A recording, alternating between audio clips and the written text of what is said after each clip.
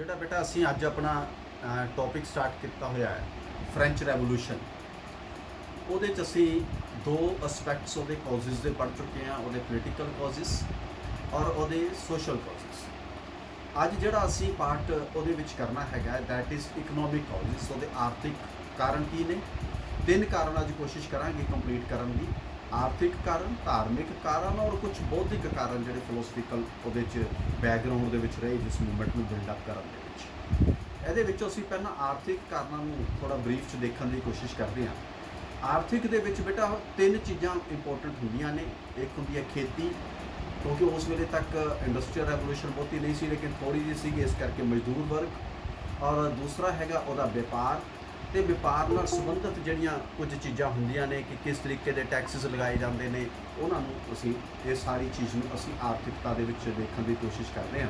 ਔਰ ਉਸੇ ਆਰਥਿਕਤਾ ਦੇ ਵਿੱਚੋਂ ਮਹਿੰਗਾਈ ਔਰ ਦੂਜੀਆਂ ਚੀਜ਼ਾਂ ਨਿਕਲਦੀਆਂ। ਤਾਂ ਜਿੱਥੋਂ ਤੱਕ ਖੇਤੀਬਾੜੀ ਦਾ ਸਵਾਲ ਹੈ, ਫਰਾਂਸੀਸੀ ਕ੍ਰਾਂਤੀ ਦੇ ਸਮੇਂ ਖੇਤੀਬਾੜੀ ਬਹੁਤ ਹੀ ਮਾੜੀ ਹਾਲਤ ਵਿੱਚ ਸੀ, ਕਿਉਂਕਿ ਇਹ ਇੱਕ ਪੱਕੀ ਗੱਲ ਹੈ ਵੀ ਜਿਸ ਮੁਲਕ ਦੇ ਵਿੱਚ ਜਦੋਂ ਵੀ ਖੇਤੀਬਾੜੀ ਅਗਰ ਠੀਕ ਹੈ, ਯਾਨੀ ਖੇਤੀਬਾੜੀ ਦਾ ਮਤਲਬ ਹੁੰਦਾ ਕਿ ਖਾਣ ਪੀਣ ਦੀਆਂ ਚੀਜ਼ਾਂ, ਰਾ ਮਟੀਰੀਅਲ ਜਿਹੜਾ ਬੇਸਿਕ ਚਾਹੀਦਾ ਹੁੰਦਾ, ਅਗਰ ਉਹ ਸਫੀਸ਼ੀਐਂਟ ਕੁਆਂਟੀਟੀ 'ਚ ਹੈ ਤਾਂ ਉਹ ਮੁਲਕ ਛੇਤੀ ਗਰੀਬ ਨਹੀਂ ਹੋ ਸਕਦਾ, ਉੱਥੇ ਛੇਤੀ ਮਹਿੰਗਾਈ ਨਹੀਂ ਹੋ ਸਕਦੀ, ਬਸ਼ਰਤੇ ਕਿ ਕੁਝ ਹੋਰ ਪਾਲਿਸੀਆਂ ਉਹਨੂੰ ਪ੍ਰਭਾਵਿਤ ਨਾ ਕਰ ਰਹੀਆਂ ਹੋਣ। ਇਸ ਕਰਕੇ ਉੱਥੇ ਜਦੋਂ ਲੇਕਿਨ ਅਸੀਂ ਦੇਖਦੇ ਹਾਂ ਕਿ ਖੇਤੀਬਾੜੀ ਜਿਹੜੀ ਸੀਗੀ ਉਹ ਬਿਲਕੁਲ ਖਰਾਬ ਦਿਸ਼ਾ ਦੇ ਵਿੱਚ ਸੀਗੀ, ਕਿਉਂਕਿ ਸਮੰਤਾਂ ਦੇ ਕੰਟਰੋਲ ਸੀ ਔਰ ਸਮੰਤਾਂ ਦੇ ਕੰਟਰੋਲ 'ਚ ਹੋਣ ਕਰਕੇ ਉਹਦੇ ਵਿੱਚ ਕੋਈ ਜੋ ਇੰਪਰੂਵਮੈਂਟਸ ਚਾਹੀਦੀਆਂ, ਮੋਡਰਨਿਟੀ ਚਾਹੀਦੀ ਹੈ, ਨਵੀਂ ਟੈਕਨੋਲੋਜੀ ਚਾਹੀਦੀ, ਉਹ ਨਹੀਂ ਸੀ ਆ ਰਹੀ। ਜਿਵੇਂ ਨਵੇਂ ਬੀਜ ਆਉਂਦੇ ਨੇ ਜਿਹਦੇ ਨਾਲ ਤੁਸੀਂ ਪੈਦਾਵਾਰ ਵਧਾ ਸਕਦੇ ਹੋ, ਪਾਣੀ ਦੀ ਕੰਜ਼ੰਪਸ਼ਨ ਨੂੰ ਘੱਟ ਕਰ ਸਕਦੇ ਹੋ, ਜ਼ਮੀਨ ਦੀ ਉਪਜਾਊ ਖਮਤਾ ਨੂੰ ਵਧਾ ਸਕਦੇ ਹੋ, ਖੇਤੀ ਦੇ ਨਵੇਂ ਜਿਵੇਂ ਅੱਜ ਕੱਲ੍ਹ ਤੁਸੀਂ ਦੇਖਦੇ ਹੋ ਟਰੈਕਟਰਸ ਆ ਗਏ, ਕੰਬਾਈਨਸ ਆ ਗਈਆਂ, ਕੋਈ ਨਵੀਆਂ ਮਸ਼ੀਨਸ ਲਿਆ ਸਕਦੇ ਹੋ। ਤਾਂ ਇੱਦਾਂ ਦੀਆਂ ਜਿਹੜੀਆਂ ਚੀਜ਼ਾਂ ਸੀਗੀਆਂ ਉਹ ਉਸ ਵੇਲੇ ਉੱਥੇ ਨਜ਼ਰ ਨਹੀਂ ਸੀ ਆਉਂਦੀਆਂ, ਜਿਸ ਕਰਕੇ ਉਹ ਪੁਰਾਣੇ ਹੀ ਤੌਰ ਤਰੀਕਿਆਂ ਦੇ ਨਾਲ, ਜਿਹਦੇ 'ਚ ਖਾਦ ਵੀ ਬੜੀ ਪੁਰਾਣੇ ਢੰਗ ਦੇ ਨਾਲ ਸੀਗੀ, ਇੰਪਰੂਵਮੈਂਟ ਨਹੀਂ ਸੀ ਹੋ ਰਹੀ, ਉੱਦਾਂ ਹੀ ਖੇਤੀ ਚੱਲ ਰਹੀ ਸੀ, ਜਿਹਦੇ ਕਰਕੇ ਕਿਸਾਨਾਂ ਦੀ ਹਾਲਤ ਸਮੇਂ ਦੇ ਅਨੁਸਾਰ ਮਾੜੀ ਹੁੰਦੀ ਜਾ ਰਹੀ ਸੀ। ਦੂਸਰਾ ਹੈ ਕਿ ਬੇਟਾ ਜਿਹੜਾ ਉੱਥੋਂ ਦਾ ਵਪਾਰ ਸੀ, ਵਪਾਰ ਜਦੋਂ ਵੀ ਬੇਟਾ ਕਿਸੇ ਵੀ ਮੁਲਕ ਦੇ ਵਿੱਚ ਹੋਵੇ ਉਹਦੇ 'ਚ ਇੱਕ ਚੀਜ਼ ਬੜੀ ਇੰਪੋਰਟੈਂਟ ਹੁੰਦੀ ਹੈ ਕਿ ਵਪਾਰ ਕੀ ਚਾਹੁੰਦਾ ਹੈ ਕਿ ਸਾਡੇ ਵਪਾਰ ਦੇ ਵਿੱਚ ਰੁਕਾਵਟਾਂ ਨਾ ਹੋਣ, ਮਤਲਬ ਕਿ ਫਰੀडम ਹੋਏ ਵਪਾਰ ਦੇ ਵਿੱਚ, ਮਾਲ ਨੂੰ ਖਰੀਦਣ ਦੀ, ਮਾਲ 'ਤੇ ਪਾਬੰਦੀ ਨਾ ਲੱਗੇ, ਮਾਲ ਨੂੰ ਵੇਚਣ 'ਤੇ ਨਾ ਲੱਗੇ, ਮਾਲ ਦੀ ਆਵਾਜਾਈ 'ਤੇ ਨਾ ਲੱਗੇ, ਉਹਦੇ ਨਿਰਧਾਰਿਤ ਚੀਜ਼ਾਂ ਦੇ ਉੱਤੇ ਨਾ ਲੱਗੇ, ਤਾਂ ਉਹ ਇੱਕ ਫਰੀडम ਚਾਹੁੰਦਾ ਹੈ। ਪਰ ਜਦੋਂ ਕਿਸੇ ਚੀਜ਼ ਦੇ ਉੱਤੇ ਅਸੀਂ ਰੁਕਾਵਟਾਂ ਜ਼ਿਆਦਾ ਲਾ ਜਾਂਦੇ ਹਾਂ ਤਾਂ ਉਹਦੇ ਰੁਕਣ ਦੇ ਕੰਮ, ਉਹਦੇ ਚਾਂਸਿਸ ਜਿਹੜੇ ਨੇ ਉਹ ਵੱਧ ਜਾਂਦੇ। ਔਰ ਉਸ ਵੇਲੇ ਫਰਾਂਸ ਦੇ ਵਿੱਚ ਵੀ ਵਪਾਰ ਉੱਤੇ ਬਹੁਤ ਸਾਰੀਆਂ ਰੁਕਾਵਟਾਂ ਲੱਗੀਆਂ ਹੋਈਆਂ ਸੀ। ਜਿਵੇਂ ਬੇਟਾ ਤੁਹਾਨੂੰ ਯਾਦ ਨਹੀਂ ਹੋਣਾ ਕਿਉਂਕਿ ਤੁਸੀਂ ਉਹ ਸਮਾਂ ਨਹੀਂ ਦੇਖਿਆ, ਲੇਕਿਨ ਅੱਜ ਤੋਂ ਕੁਝ ਸਾਲ ਪਹਿਲਾਂ ਜਿੱਥੇ ਆਪਣਾ ਕਾਲਜ ਹੈ, ਉਹ ਕਾਲਜ ਦੀ ਬਾਉਂਡਰੀ ਜਿੱਥੇ ਗਰਾਊਂਡ ਖਤਮ ਹੁੰਦੀ ਹੈ ਬੇਟਾ, ਉੱਥੇ ਚੁੰਗੀ ਹੋਇਆ ਕਰਦੀ ਸੀ। ਤੁਸੀਂ ਆਪਣੇ ਪੇਰੈਂਟਸ ਨੂੰ ਪੁੱਛੋਗੇ ਤਾਂ ਉਹਨਾਂ ਤੁਹਾਨੂੰ ਦੱਸ ਦੇਣਗੇ। ਤਾਂ ਚੁੰਗੀ ਦਾ ਮਤਲਬ ਕੀ ਸੀਗਾ ਕਿ ਜੇ ਉੱਥੋਂ ਦੀ ਕੋਈ ਸਮਾਨ ਐਂਟਰ ਕਰਨਾ ਹੈ ਜਾਂ ਬਾਹਰ ਜਾਣਾ ਹੈ ਤਾਂ ਚੁੰਗੀ ਦੇ ਉੱਤੇ ਸਲਿੱਪ ਦਿਖਾਣੀ ਪਏਗੀ, ਰਸੀਦ ਦਿਖਾਣੀ ਪਏਗੀ, ਨਹੀਂ ਤਾਂ ਉੱਥੇ ਟੈਕਸ ਲੱਗੇਗਾ। ਬਲਕਿ ਇੱਦਾਂ ਦੇ ਕਈ ਤਰ੍ਹਾਂ ਦੇ ਟੈਕਸਿਸ ਹੁੰਦੇ ਸੀ। ਤਾਂ ਉੱਥੇ ਵੀ ਫਰਾਂਸ ਵਿੱਚ ਉਸ ਵੇਲੇ ਕੀ ਸੀਗਾ ਕਿ ਹਰ ਸਟੇਟ ਦੇ ਉੱਤੇ ਸੀਮਾ ਕਰ ਲੱਗਿਆ ਹੋਇਆ ਸੀ। ਹੁਣ ਵੀ ਤੁਸੀਂ ਅਗਰ ਕਦੇ ਹਿਮਾਚਲ ਜਾਂਦੇ ਹੋ ਤਾਂ ਬੇਟਾ ਤੁਸੀਂ ਦੇਖਦੇ ਨਾ ਕਿ ਹਿਮਾਚਲ ਜਾਣ ਲੱਗੇ ਸਾਨੂੰ ਸਲਿੱਪ ਕਟਾਉਣੀ ਪੈਂਦੀ ਹੈ, ਉੱਥੇ ਬੈਰੀਅਰ ਆਉਂਦਾ, ਤੁਹਾਨੂੰ ਆਪਣੇ ਆਪ ਹੀ ਟੈਕਸੀ ਵਾਲਾ ਜਾਂ ਦੂਸਰਾ ਕਹਿ ਦਿੰਦਾ ਜੀ ਇੱਥੇ ਟੈਕਸ ਲੱਗੇਗਾ, ਤੁਹਾਨੂੰ ਇੱਥੇ ਪਰਚੀ ਕਟਾਉਣੀ ਪੈਣੀ। ਤਾਂ ਇਸ ਤਰੀਕੇ ਦੀਆਂ, ਇਹ ਤਾਂ ਸਿਰ ਆਵਾਜਾਈ 'ਤੇ ਹੈ, ਟਰਾਂਸਪੋਰਟ 'ਤੇ ਹੈ, ਘੁੰਮਣ ਫਿਰਨ ਵਾਲਿਆਂ 'ਤੇ ਹੈ ਜਾਂ ਟੂਰਿਸਟ ਦੇ ਉੱਤੇ ਹੈ, ਲੇਕਿਨ ਉਹ ਵਪਾਰ ਦੇ ਉੱਤੇ ਵੀ ਇਸ ਤਰੀਕੇ ਦੇ ਚੁੰਗੀਕਰਨ ਲੱਗੇ ਹੁੰਦੇ ਔਰ ਵੀ ਹਰ ਪ੍ਰਾਂਤ ਤੋਂ ਬਾਅਦ ਲੱਗਿਆ ਹੁੰਦਾ ਸੀ, ਜਿਹਦੇ ਕਰਕੇ ਬਹੁਤ ਸਾਰੇ ਟੈਕਸ ਵਪਾਰੀਆਂ ਨੂੰ ਦੇਣੇ ਪੈਂਦੇ ਸੀ।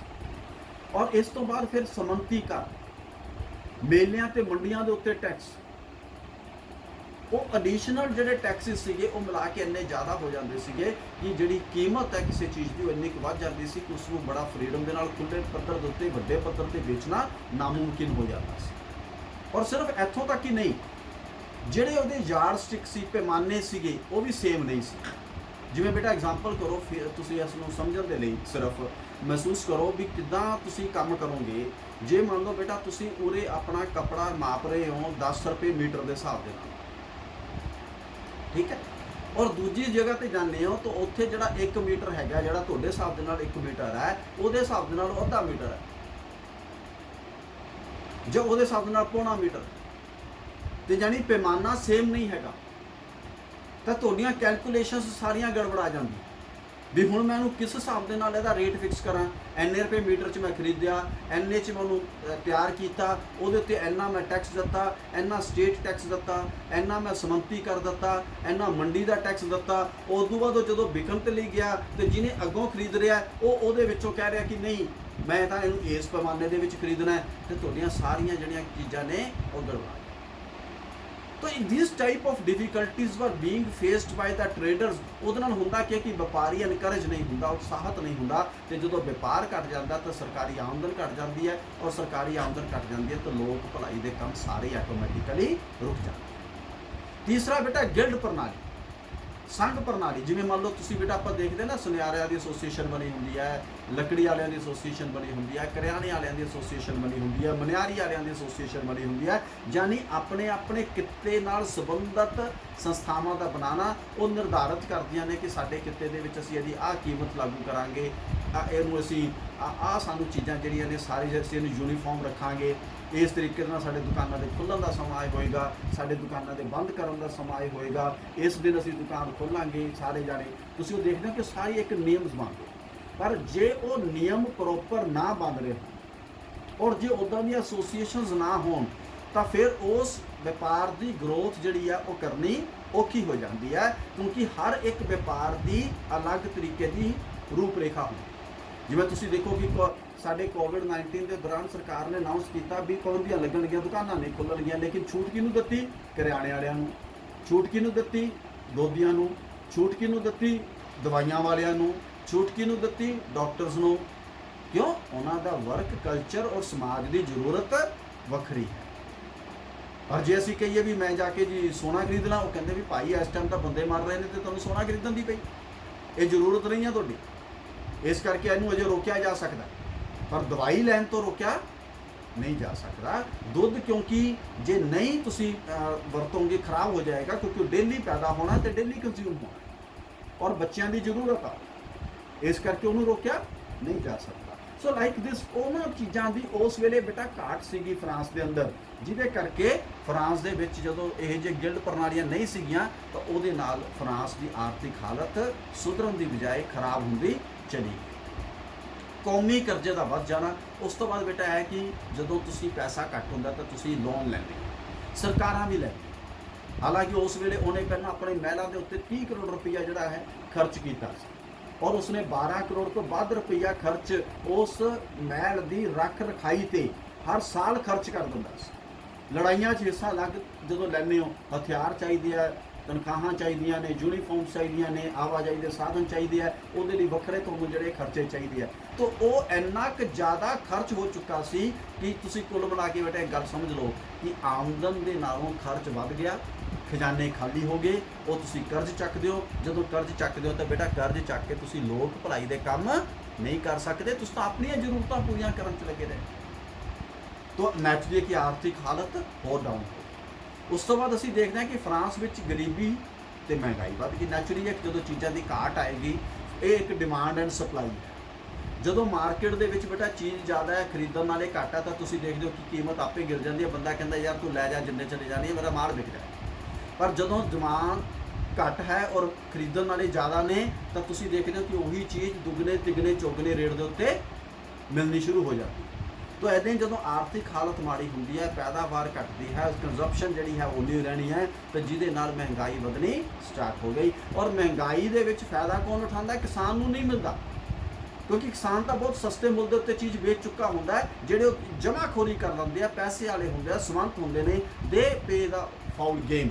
ਤਾਂ ਜਿਹਦੇ ਨਾਲ ਜਦੋਂ ਮਹਿੰਗਾਈ ਵੱਧਦੀ ਹੈ ਤਾਂ ਭੁੱਖਮਰੀ ਫੈਲਦੀ ਹੈ, ਕਿਉਂਕਿ ਆਮ ਬੰਦਾ ਗੁਜ਼ਾਰਾ ਕਰਨ ਦੀ ਪੋਜੀਸ਼ਨ ਦੇ ਵਿੱਚ ਨਹੀਂ ਰਹਿੰਦਾ। ਔਰ ਇਸੇ ਕਰਕੇ ਉਸ ਨੂੰ ਠੀਕ ਕਰਨ ਦੇ ਲਈ ਸਰਕਾਰ ਕੀ ਕਰਦੀ ਹੈ ਕਿ ਆਪਣੀ ਆਮਦਨ ਵਧਾਵਾਂ, ਲੇਕਿਨ ਉਹ ਬੜਾ ਬੈਲੈਂਸ ਰੱਖਣਾ ਪੈਂਦਾ ਹੈ। ਔਰ ਉਹਨਾਂ ਹਾਲਾਤਾਂ 'ਚ ਕੀ ਹੁੰਦਾ ਕਿ ਜਦੋਂ ਟੈਕਸ ਵਧਾਏ ਜਾਂਦੇ ਹੈ ਤੇ ਜੇ ਉਹ ਟੈਕਸਿਸ ਦੇ ਨਾਲ ਸਿਸਟਮ ਨਾ ਸੁਧਰੇ ਤਾਂ ਉਹ ਦੋਸ਼ਪੂਰਨ ਕਰ ਪ੍ਰਣਾਲੀ ਤੁਹਾਡੀ ਮਹਿੰਗਾਈ ਨੂੰ, ਗਰੀਬੀ ਨੂੰ, ਅਰਥ ਵਿਵਸਥਾ ਨੂੰ ਹੋਰ ਜ਼ਿਆਦਾ ਖਰਾਬ ਕਰ ਦਿੰਦੀ।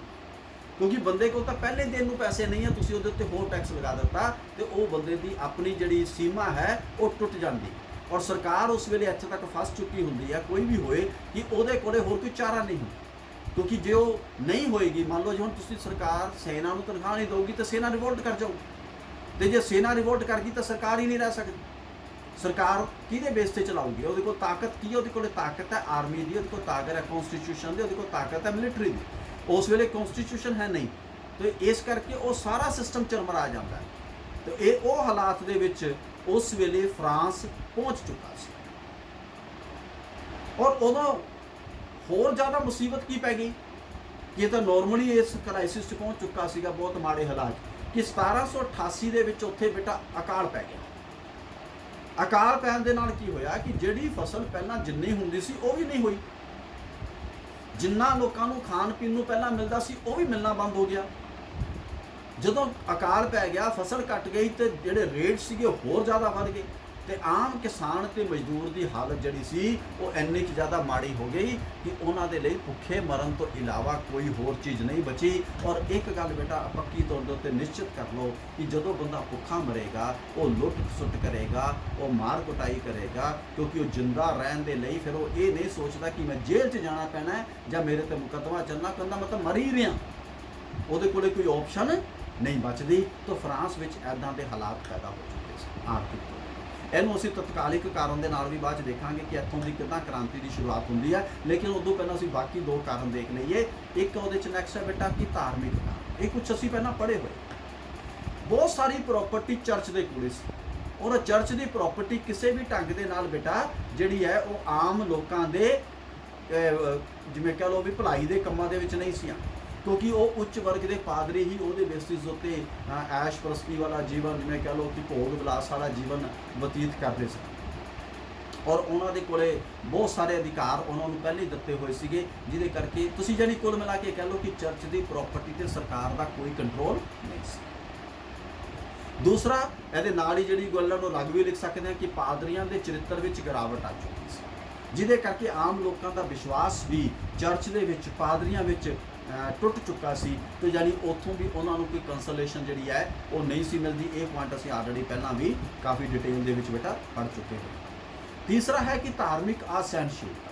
ਫਰਾਂਸ ਦੇ ਵਿੱਚ ਕਾਫੀ ਵੱਡੀ ਗਿਣਤੀ ਦੇ ਵਿੱਚ ਤੁਹਾਨੂੰ ਯਾਦ ਹੋਣਾ ਕਿ ਜਦੋਂ ਅਸੀਂ ਪ੍ਰੋਟੈਸਟੈਂਟਿਜ਼ਮ ਪੜ੍ਹਿਆ ਤਾਂ ਉਦੋਂ ਕੈਲਵਿਨ ਦੇ ਨਾਲ ਜਿਹੜਾ ਹੈਗਾ ਫਰਾਂਸ ਦੇ ਵਿੱਚ ਬਹੁਤ ਸਾਰੇ ਪ੍ਰੋਟੈਸਟੈਂਟ ਜਿਹੜੇ ਨੇ ਉਹ ਉੱਥੇ ਲੋਕਾਂ ਨੇ ਮਤ ਐਕਸੈਪਟ ਕੀਤਾ। ਲੇਕਿਨ ਹਾਲਾਂਕਿ ਜਿਹੜਾ ਫਰਾਂਸ ਦਾ ਰਾਜਾ ਸੀਗਾ ਉਹ ਕੈਥੋਲਿਕ ਸੀਗਾ, ਔਰ ਜਿਹੜੇ ਲੂਈ 16ਵੇਂ ਤੋਂ ਪਹਿਲਾਂ ਰਾਜੇ ਸੀ ਉਹ ਜ਼ਰੂਰ ਕੱਟੜ ਸੀਗੇ ਤੇ ਉਹ ਅਤਿਆਚਾਰ ਵੀ ਕਰਦੇ ਸੀ। ਲੂਈ 16ਵਾਂ ਹਾਲਾਂਕਿ ਅਤਿਆਚਾਰ ਨਹੀਂ ਸੀ ਕਰ ਰਿਹਾ, ਔਰ ਉਹਨੇ ਨੈਕਰ ਵਰਗੇ ਪ੍ਰੋਟੈਸਟੈਂਟ ਨੂੰ ਆਪਣਾ ਵਿੱਤ ਮੰਤਰੀ ਵੀ ਬਣਾਇਆ ਸੀ, ਲੇਕਿਨ ਉਹਦੇ ਬਾਵਜੂਦ ਵੀ ਪ੍ਰੋਟੈਸਟੈਂਟਸ ਨੂੰ ਖੁੱਲ੍ਹ ਕੇ ਆਪਣੇ ਧਰਮ ਨੂੰ ਮੰਨਣ ਔਰ ਪ੍ਰਚਾਰ ਕਰਨ ਦਾ ਅਧਿਕਾਰ ਨਹੀਂ ਸੀ। ਉਹਦੇ ਕਰਕੇ ਵੀ ਉਹਨਾਂ ਲੋਕਾਂ ਦੀ ਸਿਫਤੀ ਰਾਜੇ ਦੇ ਪ੍ਰਤੀ ਨਹੀਂ ਸੀ ਰਹਿੰਦੀ, ਸ਼ਾਸਨ ਦੇ ਪ੍ਰਤੀ ਨਹੀਂ ਸੀ ਰਹਿੰਦੀ ਵੀ ਸਾਡੀ ਫਰੀडम ਦੇ ਉੱਤੇ ਪਾਬੰਦੀਆਂ ਲਾਈਆਂ ਜਾਂਦੀਆਂ, ਸਾਨੂੰ ਬਰਾਬਰ ਦਾ ਅਧਿਕਾਰ ਨਹੀਂ ਦਿੱਤਾ ਜਾਂਦਾ। ਔਰ ਲੋਕੀ ਨਿਰਾਸ਼ ਕਦੋਂ ਹੋ ਗਏ ਕਿ ਜਦੋਂ ਚਰਚ ਤੇ ਬਾਦਸ਼ਾਹ ਆਪਸ ਦੇ ਵਿੱਚ ਮਿਲੇ ਹੋਏ, ਤੇ ਜਾਨੀ ਜੇ ਚਰਚ ਦੇ ਖਿਲਾਫ ਬਾਦਸ਼ਾਹ ਕੋਲੇ ਜਾਂਦੇ ਤਾਂ ਸੁਣਵਾਈ ਨਹੀਂ, ਬਾਦਸ਼ਾਹ ਦੇ ਖਿਲਾਫ ਜੇ ਤੁਸੀਂ ਧਰਮ ਦੀ ਆੜ ਲੈਣਾ ਚਾਹੁੰਦੇ ਹੋ ਤਾਂ ਵੀ ਸੁਣਵਾਈ ਨਹੀਂ। तो ਜਿਹਦੇ ਕਰਕੇ ਬੇਟਾ ਉੱਥੇ ਧਾਰਮਿਕ ਤੌਰ ਦੇ ਉੱਤੇ ਵੀ ਜਾਨੀ ਧਾਰਮਿਕ ਸੋ ਸਮਾਜਿਕ ਦਾ ਪ੍ਰਭਾਵ ਕੀ ਹੁੰਦਾ ਕਿ ਵਿਅਕਤੀ ਪਰਿਵਾਰਿਕ ਤੌਰ ਦੇ ਉੱਤੇ ਨਿਰਾਸ਼ ਹੋ ਜਾਂਦਾ। ਉਦਾਂ ਦੇ ਹਾਲਾਤ ਪੈਦਾ ਹੋ ਚੁੱਕੇ ਸੀ। ਪਰ ਇਹਨਾਂ ਹਾਲਾਤਾਂ ਦੇ ਵਿੱਚ ਲੋਕਾਂ ਨੂੰ ਕ੍ਰਾਂਤੀ ਦੇ ਲਈ ਉਤਸ਼ਾਹਿਤ ਕੀਤਾ ਉੱਥੋਂ ਦੇ ਦਾਰਸ਼ਨਿਕਾਂ ਨੇ, ਉੱਥੋਂ ਦੇ ਫ੍ਰੀਮੈਨ ਲਾਂਸਰਸ ਨੇ ਜਿਹੜੇ ਖੁੱਲ੍ਹ ਕੇ ਆਪਣੀ ਗੱਲ ਕਰਦੇ ਸੀ ਕਿਸੇ ਦਾ ਪੱਖਪਾਤ ਲੱਤੇ ਬਿਨਾਂ। ਉਹਨਾਂ ਲੋਕਾਂ ਨੇ ਇੱਕ ਵੱਡਾ ਯੋਗਦਾਨ ਜਿਹੜਾ ਹੈ ਬੇਟਾ ਉਹਨਾਂ ਦੇ ਵਿੱਚ ਦਿੱਤਾ, ਜਿਹੜੇ ਸਾਰੇ ਫਰਾਂਸ ਵਿੱਚ ਫ੍ਰੀਮੈਨਾਂ ਨੇ ਲਗਭਗ 600 ਸਭਾ ਭਵਨ ਸਥਾਪਿਤ ਕੀਤੇ। ਯਾਨੀ ਹਰ ਭਵਨ ਦੇ ਵਿੱਚ ਫਿਰ ਇਸ ਤਰੀਕੇ ਦੀ ਚਰਚਾ ਔਰ ਇਸ ਤਰੀਕੇ ਦੀ ਗੱਲ ਜਿਹੜੀ ਹੈ ਉਹ ਹੋਣੀ ਸ਼ੁਰੂ ਹੋਈ। ਔਰ ਉਹਦੇ ਵਿੱਚ ਜਿਹੜੇ ਫਰਾਂਸ ਦੇ ਦਾਰਸ਼ਨਿਕ ਸੀਗੇ, ਜਿਹਦਾ ਜ਼ਿਕਰ ਅਸੀਂ ਬੇਟਾ ਆਪਣੇ ਪਿਛਲੇ ਟੌਪਿਕ ਦੇ ਵਿੱਚ ਕਰ ਚੁੱਕੇ ਹਾਂ, ਉਹ ਦੁਬਾਰਾ ਇੱਥੇ ਦੇਖਾਂਗੇ। ਮੋਂਟੈਸਕਿਊ, ਵੋਲਤਾਇਰ, ਦਾਂਤੇ, ਰੂਸੋ, ਉਹਨਾਂ ਨੇ ਇੱਕ ਵੱਡਾ ਯੋਗਦਾਨ ਦਿੱਤਾ ਇਹਨਾਂ ਲੋਕਾਂ ਨੂੰ ਜਾਗਰਿਤ ਕਰਨ ਦੇ ਵਿੱਚ, ਕ੍ਰਾਂਤੀ ਵੱਲ ਉਤਸ਼ਾਹਿਤ ਕਰਨ 'ਚ। ਹਾਲਾਂਕਿ ਇਹਨਾਂ ਵਿੱਚੋਂ ਕਈ ਦਾਰਸ਼ਨਿਕ ਕ੍ਰਾਂਤੀ ਤੋਂ ਪਹਿਲਾਂ ਮਰ ਚੁੱਕੇ ਸੀ, ਬਟ ਉਹਨਾਂ ਦੇ ਵਿਚਾਰਾਂ ਨੇ ਲੋਕਾਂ ਨੂੰ ਬਹੁਤ ਜ਼ਿਆਦਾ ਉਤਸ਼ਾਹਿਤ ਕੀਤਾ ਇਸ ਕ੍ਰਾਂਤੀ ਦੇ। ਠੀਕ ਹੈ, तो लास्ट में असीं पढ़ांगे बेटा जिहड़े इहदे बौद्धिक कारण, जिवें इन्हां विचों इन्हां जिहड़े दार्शनिकां ने किदां योगदान दित्ता। जिवें बेटा नंबर 1 दे उत्ते असीं एग्जाम्पल लैंदे मोंटेस्क्यू। 1689 दे विच उहदा जन्म होया, 1775 दे विच बेटा उहदी डैथ होई। एक कुलीन परिवार च पैदा होया सी। असीं पिछले टॉपिक्स दे विच इहदी जिहड़ी बायोग्राफी है उहनूं असीं डिटेल दे विच बेटा देख चुके। उहने एक पुस्तक लिखी जिहदा नाम सी स्पिरिट ऑफ द लास्ट, और इस किताब नूं लिखण विच ਉਹਨੂੰ 20 ਸਾਲ ਲੱਗੇ। 1748 च जाके यानी 1728 च लिखनी शुरू की और 1748 च जाके ये जी प्रकाशित हुई लोगों के हत्थों में पहुंची। तो उहदे विच उहने कहा भी जो तानाशाही है वो किस तरीके दे नाल आम जनता नूं दा दमन करती है, शोषण करती है, यानी कह लो भी निरंकुशता का क्रिटिसिज्म इस किताब दे विच उहने कीता है। और उन्हें पहली बार ये गल कही कि जिहड़ियां ताकतां ने वो अलग होणियां चाहीदियां, जिद्दां साडी डेमोक्रेसी च। डेमोक्रेसी च की हुंदा, कार्यपालिका जिन्हें काम चलाना उहदियां ताकतां वखरियां, जिहड़ी न्यायपालिका जिन्हें संविधान बनाना है वो कार्यपालिका ने नहीं बनाना, वो अलग ने बनाना ताकि वह मिसयूज ना हो। और इस तरीके दे नाल की ताकतां दा इस्तेमाल ठीक हो रहा दा फैसला तीजी बॉडी करेगी, न्यायपालिका करेगी।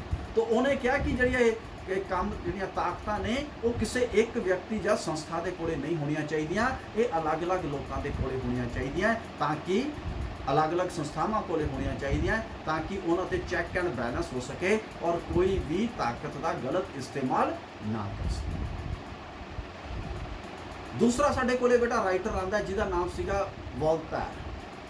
1694 दे विच बेटा उहदा जन्म होया। तुसीं कह लो भी छोटी उम्र दे विच ही उसने पोइट्री और दूसरियां चीज़ां लिखनियां शुरू कर दित्तियां और उहदे लिखण दा अंदाज जिहड़ा सीगा वो व्यंगात्मक सी, कटाक्ष। हर बंदे अपने ढंग नाल गल करदा ना, कोई सीधा कहंदा, कोई उहनूं टेढ़े तरीके नाल कटाक्ष दे विच कहंदा, व्यंग दे रूप च कहंदा।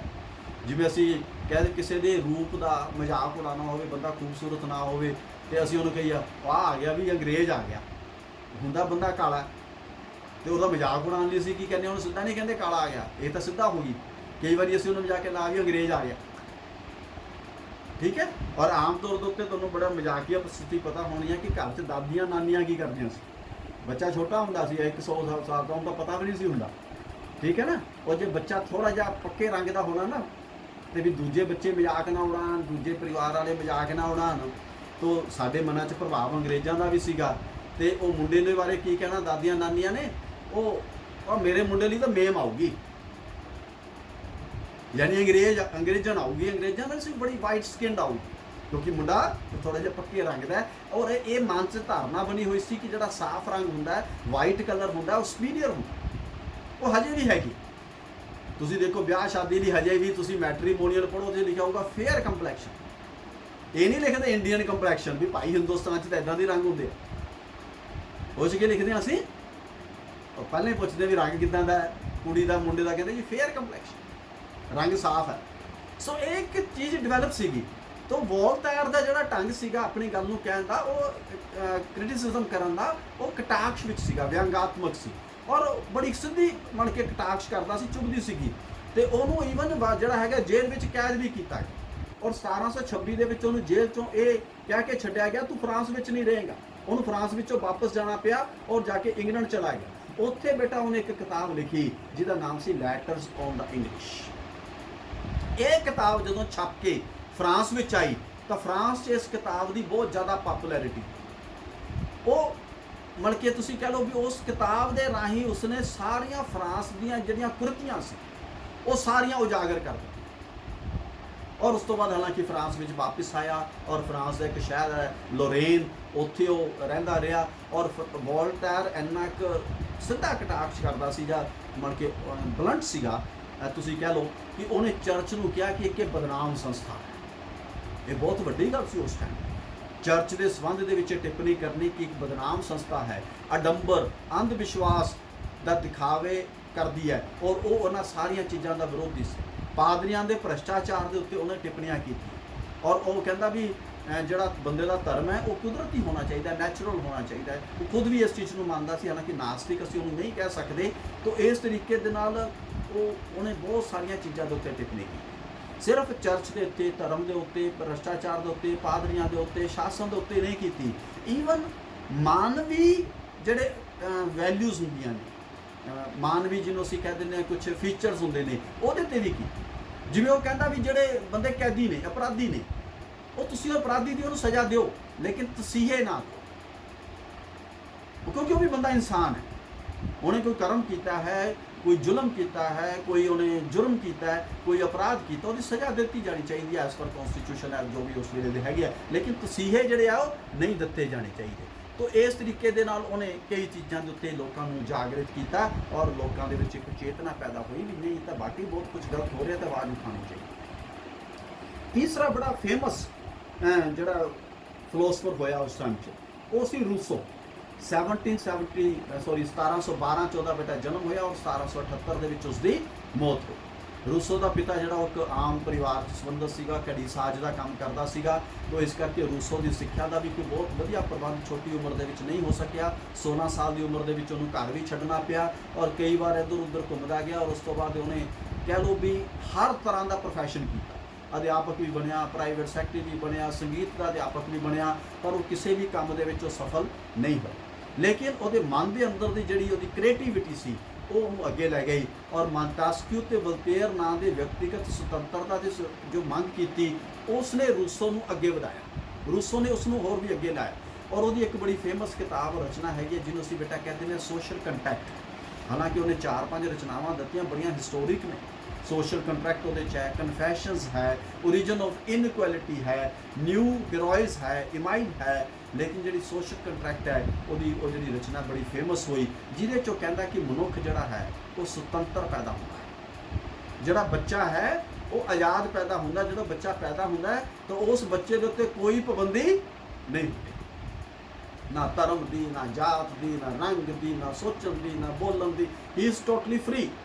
बट कहना मनुख सुतंत्र पैदा होता है लेकिन हर जगह के उत्ते वो जंजीरां दे विच जकड़िया होया रहिंदा है। इस तरीके दे नाल गुलामी का जीवन बतीत करता है। इस तरीके दे नाल उन्हें दूजियां किताबां दे विच भी जिहड़ा है उन्हें कटाक्ष कीते और कि भी जो बनावटी ढांचे चल रहे हैं समाज के अंदर उन्होंने बदलण दी।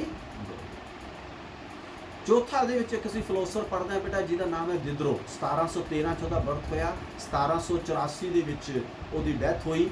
उन्हें उस वेले ते कैथोलिक चर्च दीयां बुराइयां, अत्याचारी कानून, राज प्रणाली जो कमजोरियां आ चुकियां सीगियां उन्हां दे उत्ते टिप्पणियां कीतियां। कुलीनां दे विशेष अधिकारां ते टिप्पणियां कीतियां और उहदी रचना जिहड़ी है उहनूं असीं कहने एनसाइक्लोपीडिया उहदा उन्हें संपादन किया और ये लगभग 1760 ईस्वी के करीब रचना जिहड़ी उहदी कंप्लीट हुई। इहदे च धर्म, अर्थशास्त्र, नैतिकता, राजनीति इन्हां सारियां चीज़ों के उत्ते वक्-वक् विद्वानां दे जिहड़े लेख सीगे उन्हें इहदे विच कंपाइल कीते। इस तरीके नाल उहदी एक वड्डी कंट्रीब्यूशन रही। और इस तो इलावा जिहड़े कुछ होर फेमस फिलोसफर्स उन्हां च बेटा गौरने, तुर्गो, क्वेसने इन्हां फिलोसफर्स के नाम आ जाते हैं। इन्हां ने भी अपनी रचनावां राहीं उस वेले इस क्रांति नूं जिहड़ा है वो अगे वधाया और सब तो वध रोल अगर कहा जाता ना कि इस क्रांति दे विच किन्हां दा रहा तो इन्हां फिलोसफर्स आ गया।